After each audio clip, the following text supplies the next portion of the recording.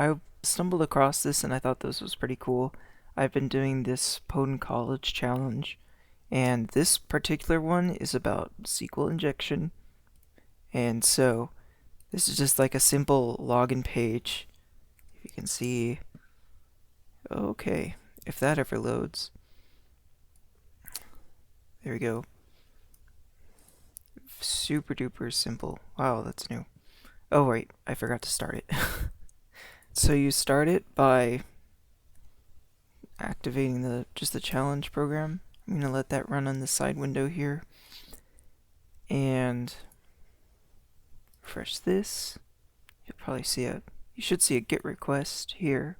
And there's really nothing of interest right here except that there's a user field, so we're trying to get to admin, and password. And so if you get it wrong, super password, get a forbidden for 403. And the idea is that you do substitution, which I should have saved here. I believe it's this one. So this is what it looks like. The people organizing the challenges have this nice little debug thing where you can see the exact query that's passed to the, I believe it's a Python parser, and we can see that right here. So nvim challenge, and the same thing, server. They have it just open for anybody to look at, which makes it kind of nice. This is how it reacts to the different GET requests. Right here is just an F string that they use to insert the username and password, and it's sent directly to the SQL server. So if I pass in admin and 1 equals 1, you can see here what the query looks like. So the double quotes close, and the OR is passed in 1 equals 1, and then the extra double quotes at the end are commented out. And it goes through. We get a 302, which just means that we're now authorized. And I can go here, and I can look in my cookies somewhere. Yeah, here we go. And I have a valid session cookie. So session cookie was used in the previous levels, but currently doesn't really matter too much because all we get is this hello admin thing.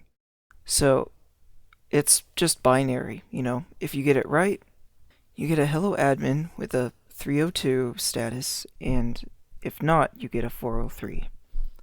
Very simple.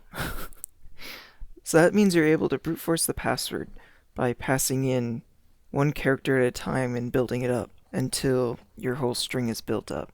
And so I know for a fact that it's around 50 characters, so I guess it's not great if the password is like super duper long, but I mean this can run indefinitely. So it scales linearly for every single letter that you add onto the password, because once you get one letter correct, you can move on to the next letter. So now I shall show you my Python script that I put together for all of this. So I tried to make it as simple as possible. All it uses is the requests library. There's a little extra logic that doesn't have to be in there, but I just put it in to make my life easier. So basically, it's just going over every single ASCII character that is normal. So from hex 21 to hex 7F are all the normal characters that you can type on your keyboard. Every single one is added on to this F string, which just passes in. Username is admin, password is this F string, and this is the hex number that's put in. And I have to chop 2 off because for some reason it puts an X slash in there. And then send the request. If it comes back 200, it was valid, I guess? I don't know. I'm tired of these status codes, but 200 is good. 200 means good. And the character is then added to the flag, which is my placeholder for the password, and then I print the progress, and then it breaks to loop through the next range of numbers and letters. So yeah, let's show it in action. Okay, all of the post requests are flooding in. For every 200 requests, it means it's successful, and it's adding one letter onto the password. So this is the super secret password. There's supposed to be a flag inside of here, but it just says practice because I want to post this online so everyone can see it. And a file, of course. So this 7E is the tilde mark, and I designate that as the end of line or end of file or whatever, because if it ever advances that far in the range of letters, it skipped all of the printable characters. It's not going to make up the password or, the flag. So yeah, that's pretty much it. I guess another interesting thing is that this is SQL syntax, and specifically that this is glob. So glob is a fancy version of like, and it's case sensitive and all sorts of stuff. So once it gets going, it's really simple to pass in characters, and you have like 100% chance of getting them right.